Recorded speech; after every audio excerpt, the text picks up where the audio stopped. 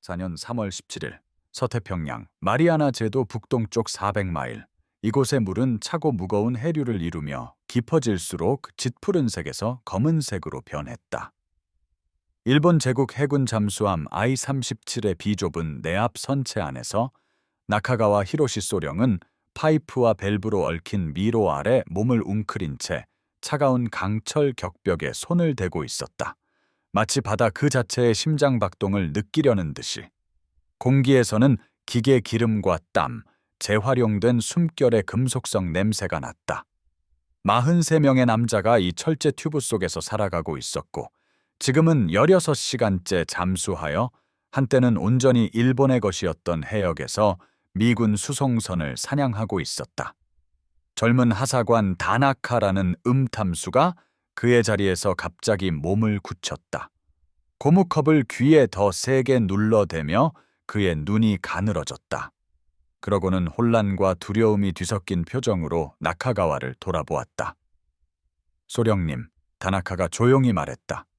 무언가 전송음이 잡힙니다. 여러 개의 출처에서요. 기계음입니다. 스크루 소리가 아닙니다. 다른 뭔가입니다. 나카가와는 탐수 자리로 가서 헤드셋을 받았다. 그가 들은 것은 처음에는 이해되지 않는 소리였다. 전자음처럼 정확하고 주기적인 핑 소리가 해져 곳곳에 고정된 위치에서 울려 퍼지고 있었다. 배선체의 불규칙한 삐걱거림이나 구축함 스크루의 요란한 소리가 아니었다. 이것들은 의도적이었다. 계획된 것이었다. 한때는 고요했던 심해를 미국의 기술로 노래하게 만드는 인공적인 소리들의 성좌였다. 잠수함은 음파부표지대로 들어선 것이었다.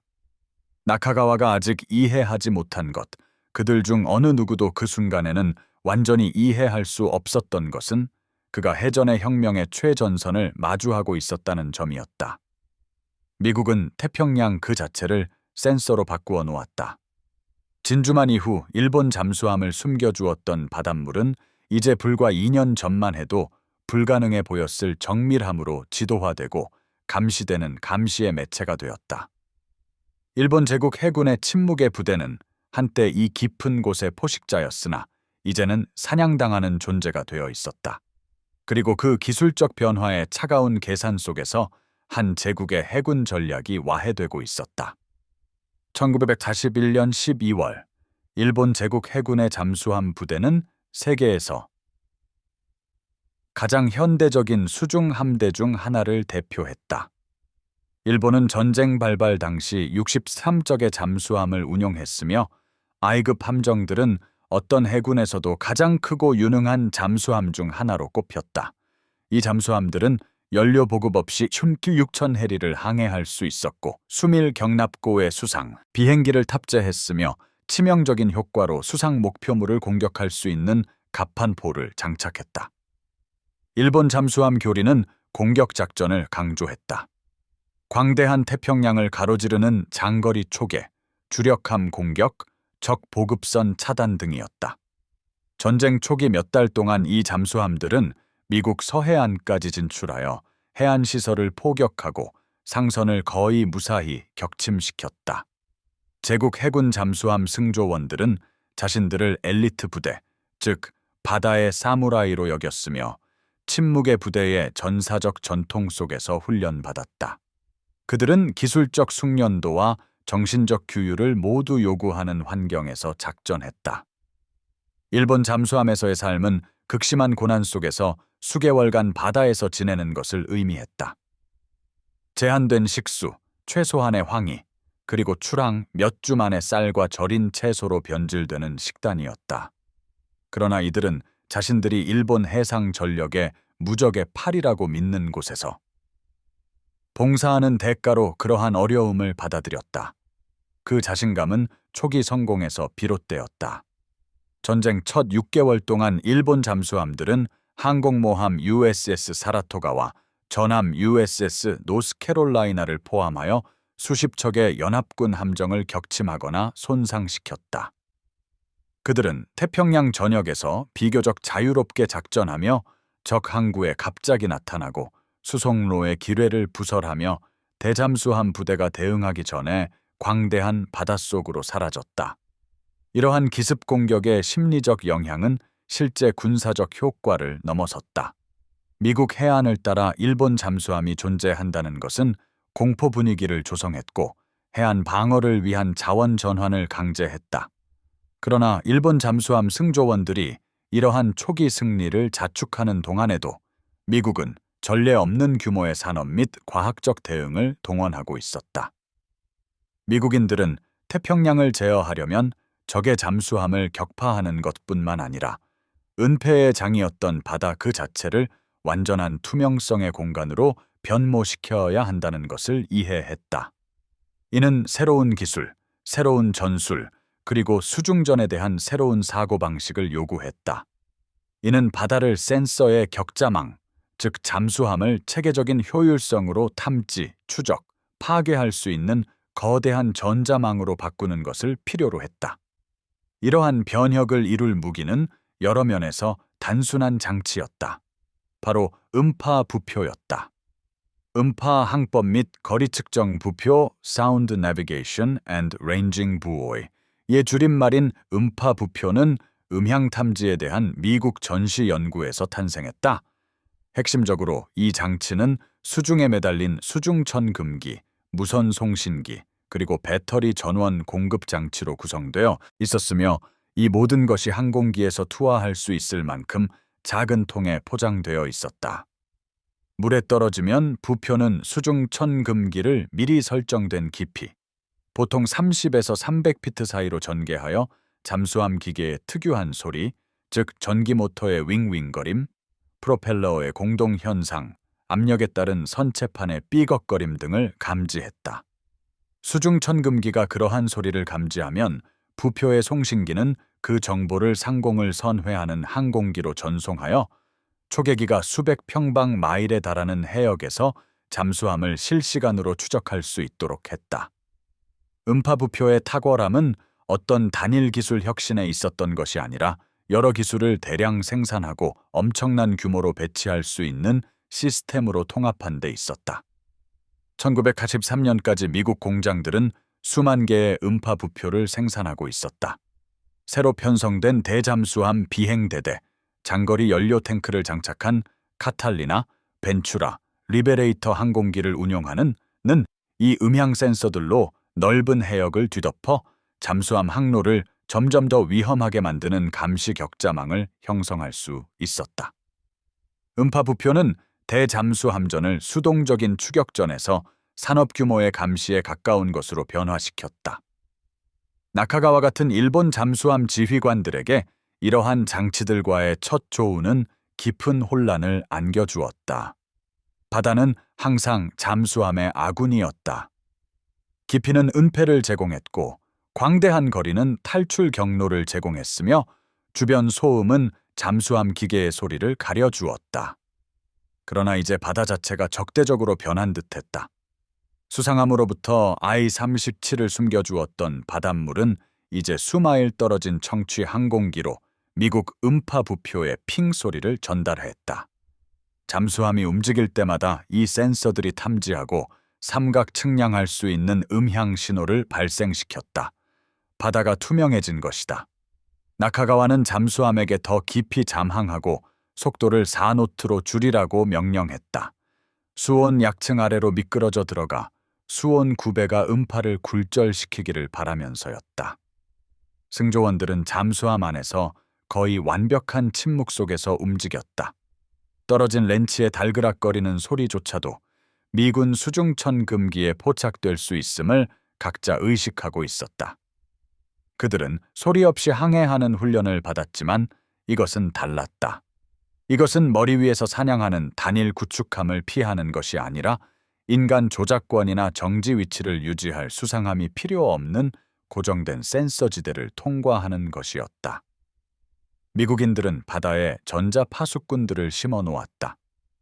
이들은 쉬지 않고 두려움을 느끼지 않으며 몇 분 안에 반응할 수 있는 초계기로 지속적으로 정보를 전송했다. 3시간 동안 I-37은 선체 내압 한계를 시험하는 깊이에서 음파 부표 지대를 기어갔다. 승조원들은 배터리 전력 절약을 위해 조명이 어둡게 조절된 어둠 속에서 각자의 위치에 앉아 잠수함이 센서들 사이를 뚫고 지나가려 할 때 탐수가 음향 센서의 위치를 외치는 소리를 들었다. 일부 승조원들은 조상들에게 기도를 속삭였다. 다른 이들은 그저 기다렸고 비상등의 붉은 빛 속에서 얼굴에는 표정이 없었다. 그들은 수중전의 본질에 근본적인 변화가 일어나고 있음을 어느 정도 이해하고 있었다. 그들은 수송선을 사냥할 것이라 예상했다. 구축함과의 전투, 폭로의 공격, 훈련받았던 잠수함 전투의 익숙한 리듬을 예상했다. 그러나 그들이 마주한 것은 이것이었다. 그들을 눈에 보이지 않는 그물처럼 감싸는 기술적 포위망. 인내심 있고 정밀하게 그들의 잠수함을 포식자에서 수백 마일의 바다를 지치지 않고 끊임없이 감청하는 기계에 의해 추적당하는 먹이로 전락시키는 포위망이었다. 태평양이 미국이 지배하는 감시구역으로 변모한 것은 하룻밤 사이에 이루어진 것도 아니었고 단 하나의 기술적 돌파구에서 비롯된 것도 아니었다. 이는 개선된 음파 탐지기, 공중 레이더, 고주파 방향 탐지, 암호 해독 기술의 발전, 그리고 음파 탐지 부표 자체 등 여러 혁신이 융합되어 나타난 것이었다. 이 모든 기술은 미국 계획자들이 헌터 킬러 작전이라고 부른 통합 시스템으로 연결되었다. 1943년 중반까지 미국 해군은 호위 항공모함을 중심으로 특수 대잠수함 전단 타스크 그룹을 편성했다. 이 전단은 일본 해군 통신을 해독하여 얻은 미국 정보국의 예측에 따라 잠수함 활동이 예상되는 지역에서 작전을 수행했다. 이 항공모함에서 출격한 항공기들은 잠수함 순찰 경로에 음파 탐지 부표 방어선을 배치하여 일본 잠수정들이 거의 피할 수 없는 음향 장벽을 만들었다. 통계는 이 시스템의 치명적인 효과를 여실히 보여준다. 1942년 일본 잠수함들은 연합군 선박 약 184천 톤을 격침시키고 21척을 잃었다. 이는 해저 작전이 미국 물류를 크게 방해할 수 있음을 시사하는 유리한 교환 비율이었다. 그러나 1944년이 되자 음파 탐지 부표 배치가 확대되고 대잠수함 전술이 성숙해지면서 그 수치는 재앙적으로 역전되었다. 그해 일본 잠수함 손실은 55척으로 증가했고 연합군 선박 격침량은 겨우 88천 톤으로 떨어졌다. 전쟁 초기에 그토록 자유롭게 활동했던 잠수함들은 이제 점점 더 좁아지는 작전 구역에 갇히게 되었고 거의 볼 수 없는 항공기와 결코 파괴할 수 없는 센서에 의해 끊임없이 추적당했다. 일본 제국 해군 잠수함 승조원들에게 이 통계적 하락은 점점 더 무의미하고 절망적인 임무로 다가왔다. 한때 공격적인 순찰 임무를 떠났던 잠수함들은 이제 대부분의 시간을 잠수하여 회피하는 데 보내야 했고 끊임없는 기동으로 배터리 전력은 소진되었으며 누구도 예상치 못했던 방식으로 적대적으로 변한 해역에서 작전하는 심리적 부담으로 승조원들은 지쳐갔다. 독립적인 사냥꾼으로서의 잠수함에 대한 낭만적인 생각은 단순히 우월한 병력뿐만 아니라 우월한 기술과 우월한 작전 시스템을 가진 적에게 추적당하고 괴롭힘당하며 결국 파괴되는 암울한 현실로 바뀌었다. 나가카와 함장은 이를 지적으로는 이해했지만 감정적으로 받아들이는 것은 더 어려웠다.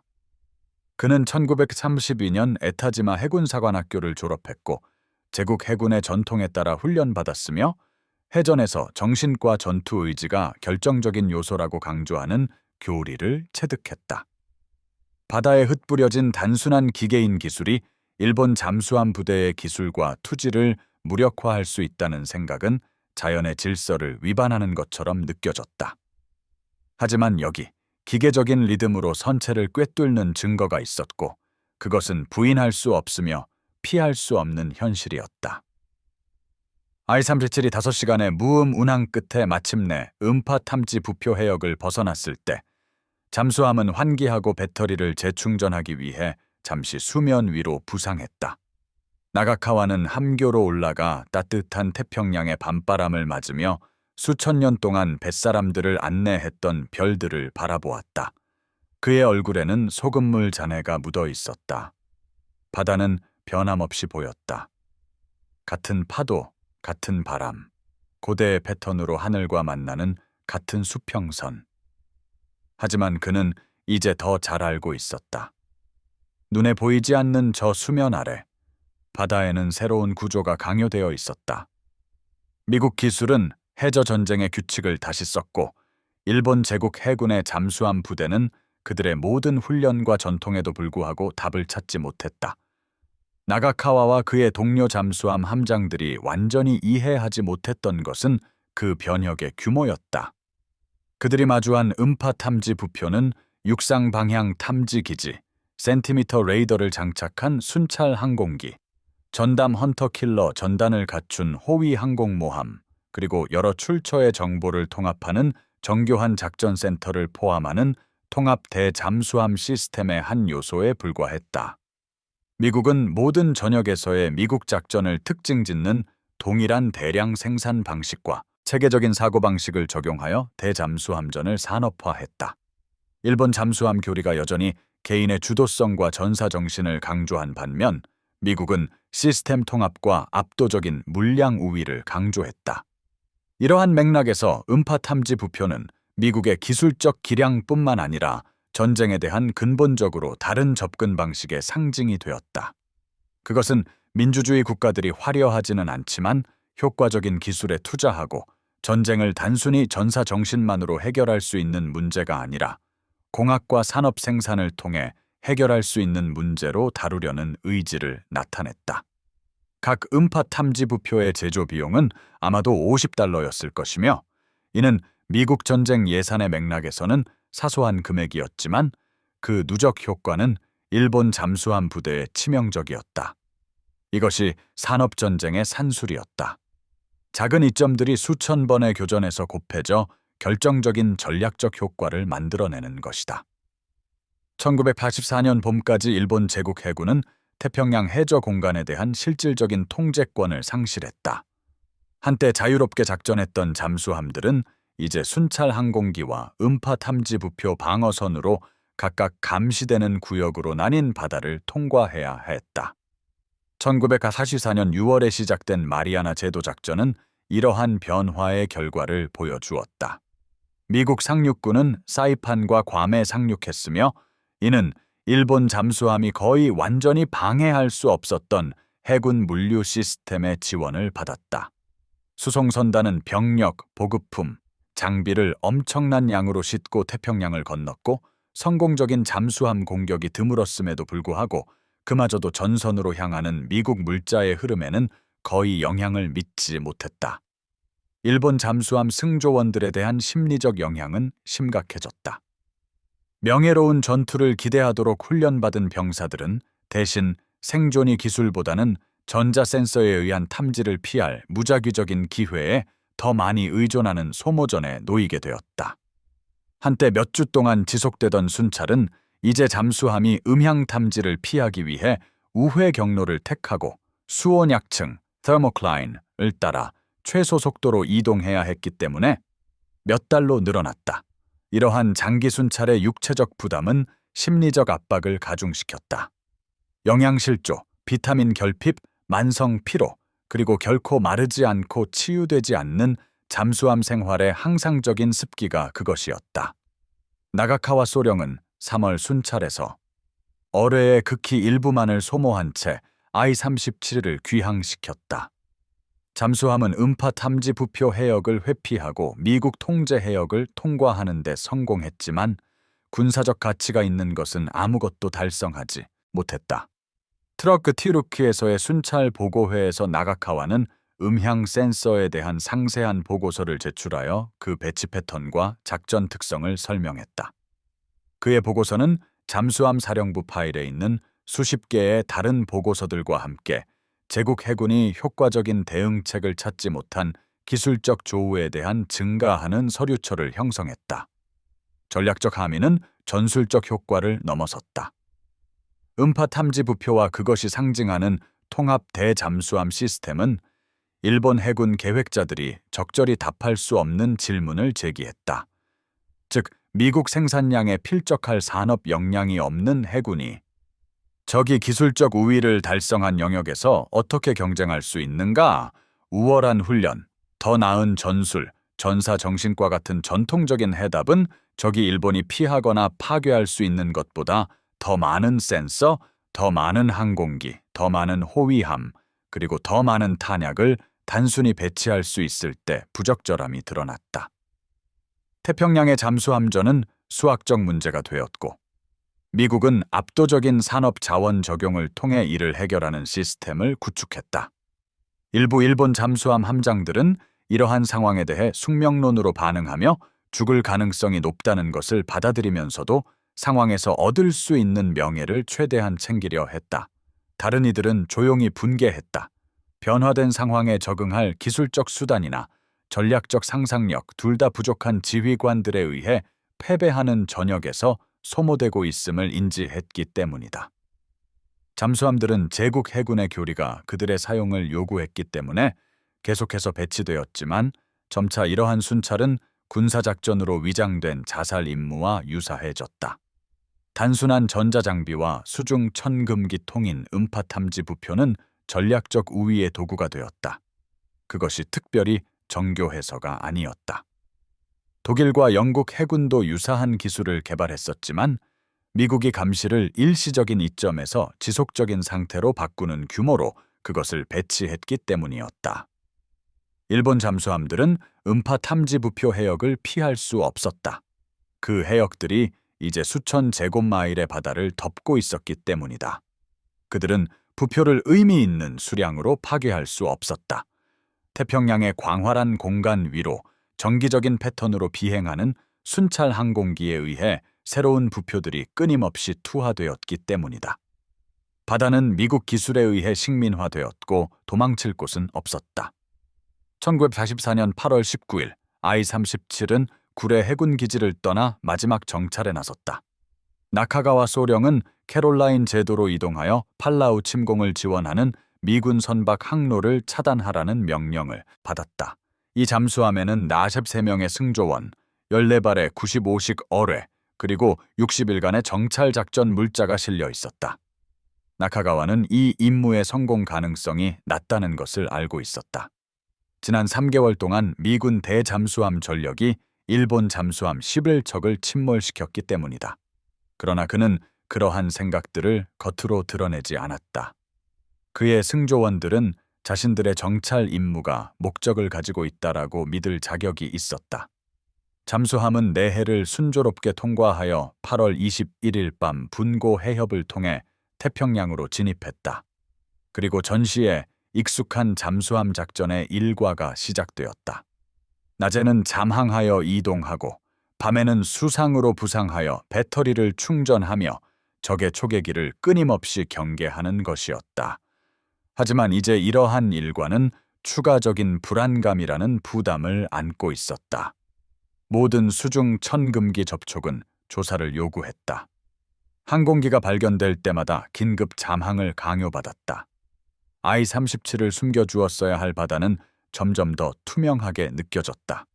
마치 미국 기술이 잠수함에 보이지 않는 망토를 벗겨낸 것 같았다. 8월 28일 마리아나 제도 남쪽을 항해하던 중 I-37의 수중 천금기 운용병은 이제는 익숙해진 소노부의 전송 신호를 감지했다. 나카가와는 감지장 필드를 피하기 위해 항로 변경을 명령했지만 몇 시간 안에 그들은 또 다른 장벽에 부딪혔다. 그리고 또 다른 장벽에 부딪혔다. 미군은 서로 겹치는 패턴으로 음향 센서를 바다에 살포하여 회피를 거의 불가능하게 만들었다. 이틀 동안 I-37은 이 필드들을 최소 속도로 기어갔고 승조원들은 전투 배치에서 침묵했으며 배터리 전력은 위험 수준으로 고갈되고 있었다. 8월 30일 아침 미군 벤추라 초계 폭격기가 소노부이 수신기에서 I-37의 신호를 감지하고 공격을 위해 진입했다. 잠수함이 잠만경 심도에 있을 때 첫 번째 폭로해가 터졌다. 토펙스2가 채워진 4개의 탄통이 잠수함의 예상 위치 주변에서 패턴을 그리며 폭발했다. 압력판은 거인의 주먹처럼 선체를 강타했다. 전구가 깨지고 파이프가 파열되었다. 승조원들은 격벽에 내던져졌다. 나카가와는 비상잠심을 명령하고 벗어나려고 기동했지만 벤추라 승조원들은 소노부이 네트워크를 통해 접촉을 유지하며 근처 호위 항공모함에서 추가 항공기를 요청했다. 3시간 동안 I-37은 미군 대잠수함전의 치명적인 효율성을 보여주는 체계적인 폭로의 공격을 견뎌냈다. 초계기는 잠수함을 보거나 심지어 연속적인 음파 탐지기 접촉을 유지할 필요도 없었다. 소노부이들은 추적 데이터를 제공하여 미군이 I-37의 위치를 충분히 정확하게 파악하고 잠수함의 시스템을 점진적으로 손상시키는 공격을 가할 수 있게 했다. 밸러스트 탱크가 파열되면서 잠수함의 심도 제어가 불안정해졌다. 전동 모터는 과열되었고 깨진 배터리 셀에서 염소 가스가 격실을 통해 새어나오기 시작했다. 14시 30분, 잠수함이 통제 불능 상태로 앞고의 심도를 향해 가라앉고 탈출 가능성이 없자 나카가와 소령은 승조원들에게 퇴함을 명령했다. 18명의 승조원이 I-37이 마지막으로 수면 아래로 가라앉기 전에 전방 해치를 통해 탈출했다. 나카가와는 생존자들 중에 없었다. 그는 조종실에 남아 잠수함과 함께 어둠 속으로 가라앉았으며 배와 함께 침몰하는 함장의 전통을 지켰다. 미군 항공기는 상공을 선회하며 생존자들의 위치를 구조함에 무전으로 알렸지만 해당 함선들이 도착했을 때 살아남은 사람은 6명뿐이었다. 다른 이들은 피로로 쓰러졌고 한때는 무한해 보였지만 이제는 벽이 좁아드는 우리처럼 느껴지는 바다의 파도 속에서 익사했다. I-37의 손실은 단 한 척의 잠수함 파괴 이상의 의미를 가졌다. 그것은 태평양에서 일본 제국 해군 잠수함 작전의 사실상 종말을 알렸다. 1944년 가을까지 일본 잠수함 손실은 작전 지속이 전략적으로 불가능한 수준에 이르렀다. 일본이 전쟁 중 배치한 190척의 잠수함 중 128척이 손실될 것이었는데 이는 67%의 손실률로 잠수함 근무를 제국군에서 가장 위험한 임무 중 하나로 만들었다. 소노부이와 그것이 가능하게 한 통합 대잠수함 시스템은 폭로해와 구축함 호위만으로는 할 수 없었던 것, 즉 일본 해저 함대의 체계적인 소멸을 달성했다. 같은 해역에서 작전하던 미군 잠수함 승조원들도 자신들의 위험에 직면했지만 그들은 우월한 작전 지원, 더 나은 구조 절차, 그리고 결정적으로 일본 수송선 항로와 호위 패턴에 대한 상세한 정보를 제공하는 정보망의 이점을 누렸다. 미군 잠수함은 전쟁 중 500만 톤 이상의 일본 상선을 격침시켰고 이로써 본토와 정복된 영토의 자원 공급을 효과적으로 단절시켰다. 반면에 일본 잠수함은 전체 전쟁 기간 동안 연합국 선박을 겨우 90만 톤 침몰시켰는데 이는 1941년 미군 계획자들이 두려워했던 것의 일부에 불과했다. 이러한 대조는 태평양 전쟁을 규정하는 근본적인 비대칭성을 드러낸다. 미국은 일본의 방어력을 압도할 규모로 잠수함과 대잠수함 시스템을 모두 구축할 산업 역량을 가지고 있었다.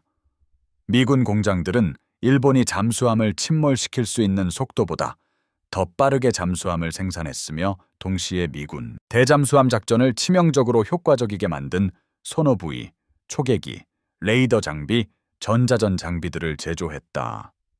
일본은 비교할 만한 산업 자원이 부족하여 이러한 생산력을 따라갈 수 없었고 기술 격차를 보완하기 위해 전술을 충분히 빠르게 적용할 수 없었다. 따라서 소노부이는 태평양 전쟁에 대한 더 큰 진실의 상징이 되었다. 즉, 산업민주주의 국가들은 완전히 동원되었을 때 아무리 헌신적이고 숙련된 적이라 할지라도 정신력만으로는 극복할 수 없는 수준의 물질적, 기술적 자원을 동원할 수 있었다. 이것은 일본 해군 장교들이 쉽게 받아들일 수 있는 진실이 아니었다. 그들의 훈련은 전투 정신의 결정적인 중요성, 즉 우월한 의지와 천황에 대한 헌신이 물질적 불리함을 보완할 수 있다는 믿음을 강조했다. 잠수함 전쟁은 그 교리의 한계를 보여주었다. 아무리 많은 용기나 결단력도 I-37을 움직임을 추적하는 소노부이에게 보이지 않게 하거나 결국 그것을 파괴한 폭뢰로부터 보호할 수 없었다. 전쟁의 마지막 해에 일본의 전략적 상황이 악화됨에 따라 잠수함 부대는 점점 더 보급 임무로 전용되었다. 즉, 수상함으로는 더 이상 도달할 수 없는 고립된 섬 주둔지에 물자를 운반하는 것이었다. 잠수함 승조원들이 쌀 수송, rice runs 이라고 불렀던 이 임무들은 잠수함의 역할이 사냥꾼에서 수송으로 고통스럽게 역전되었음을 보여주었다. 적 선박을 공격했어야 할 잠수함들은 대신 고립된 섬에 굶주리는 주둔지의 쌀과 탄약 자루를 수송했으며 종종 막대한 위험을 감수하고도 전략적 효과는 미미했다. 1944년 7월 I-37의 자매함인 I-36기 트럭으로 보급품을 운송하던 중 침몰했을 때 이 손실은 미군 작전 보고서에 거의 기록되지 않았다. 잠수함은 전술적으로 무의미해진 것이었다. 전쟁이 끝났을 때 일본 잠수함 전력의 잔해는 모항 곳곳에 흩어져 있었고 많은 잠수함이 수리 불능 상태로 손상되었으며 승조원들은 고갈되고 지쳐 있었다. 1941년 12월 일본이 보유했던 63척의 잠수함 중 1945년 8월까지 작전 가능한 상태로 남아있던 것은 겨우 4척뿐이었다. 소노부이와 그것이 상징하는 시스템은 어떤 개별 무기로도 달성할 수 없었던 것, 즉 해전의 한 분야 전체에 대한 체계적인 무력화를 이루어냈다. 전쟁 후 수십 년 동안 군사 역사가들과 해군 분석가들은 태평양 잠수함 작전을 기술 혁신과 작전 통합의 사례 연구로 삼아 연구했다. 소노부이 자체는 점점 더 정교한 변형으로 발전하여 나토와 소련 해군에서 대잠수함전의 표준 도구가 되었다. 현대 버전은 디지털 처리, 다주파 수중 천금기, 위성 데이터 링크를 통합하지만 근본적인 개념은 변하지 않았다. 즉, 잠수함이 숨을 수 없는 센서 필드로 바다를 변모시키는 것이다. 그러나 이러한 기술적 변화의 인간적 측면 또한 동등한 관심을 기울일 가치가 있다. I-37과 같은 잠수함에서 복무했던 이들에게 미군 음파 탐지 부위와의 조우는 깊고 혼란스러운 경험이었다. 그들은 은밀함, 인내, 그리고 갑작스러운 폭력을 강조하는 전쟁 형태, 즉 바다 깊은 곳의 고독한 사냥꾼으로서의 잠수함을 위해 훈련받았다. 그들이 마주친 것은 대신 감시를 산업화하고 바다 자체를 탐지 도구로 바꿔버린 적이었다. 모든 움직임이 결국 죽음으로 이어질 수 있는 자동화된 반응의 연속을 촉발할 수 있는 그러한 환경에서 작전하는 것의 심리적 영향은 어떤 신체적 어려움만큼이나 심신을 쇠약하게 만들었다. 나카가와 소령은 I-37이 마지막 잠항을 하기 직전 어느 정도 이것을 이해했을지도 모른다. 그가 믿었던 바다, 그의 잠수함을 보호했어야 할 심해는 적의 기술에 의해 식민지화되었다. 숨을 곳이 없었기에 탈출할 방법도 없었다. 그의 잠수함의 음향 신호는 소노부이에 의해 상공의 항공기로 전송되어 마치 그가 대낮에 부상한 것처럼 확실하게 그를 파괴의 대상으로 지목했다. 그의 정체성을 형성했던 무사도는 이 공영에 대한 어떤 해답도 제시하지 못했다. 용기는 그의 잠수함을 조용하게 만들 수 없었다. 결단력은 그의 위치를 추적하는 센서를 무력화할 수 없었다. 산업전쟁의 계산은 개인의 용맹을 전술적으로 무의미하게 만들었다. 이것이 아마도 태평양 전쟁 역사에서 소노부이의 가장 깊은 의미를 나타낼 것이다. 그것은 단순한 무기가 아니라 체계적이고 기술적이며 가차없이 효율적인 새로운 종류의 전쟁의 상징이었다. 일본 제국 해군의 잠수함 승조원들은 스스로를 수세기에 걸쳐 이어져 온 무사도를 계승한 바다의 정예라고 여겼다. 그들이 대신 마주친 적은 시스템 통합과 대량 생산을 통해 전쟁을 수행하며 일본 계획자들이 인간의 기술과 판단력이 필요하다고 생각했던 효과를 달성하기 위해 수천 개의 단순한 장치를 배치하는 적이었다. 항공기에서 투하되는 그 보잘것없는 전자장치 통인 소노부이는 전쟁에 대한 민주주의 국가들의 접근 방식을 구현했다. 즉, 실용적이고 산업적이며 누적된 효과에 있어서 압도적이라는 것이다. 일본 구례, 옛 해군 기지 근처에는 태평양 전쟁에서 희생된 잠수함 승조원들의 이름이 비석에 새겨진 추모비가 있다. 그 이름들 중에는 나카가와 히로시 소령과 I-37 잠수함의 승조원 42명이 포함되어 있다.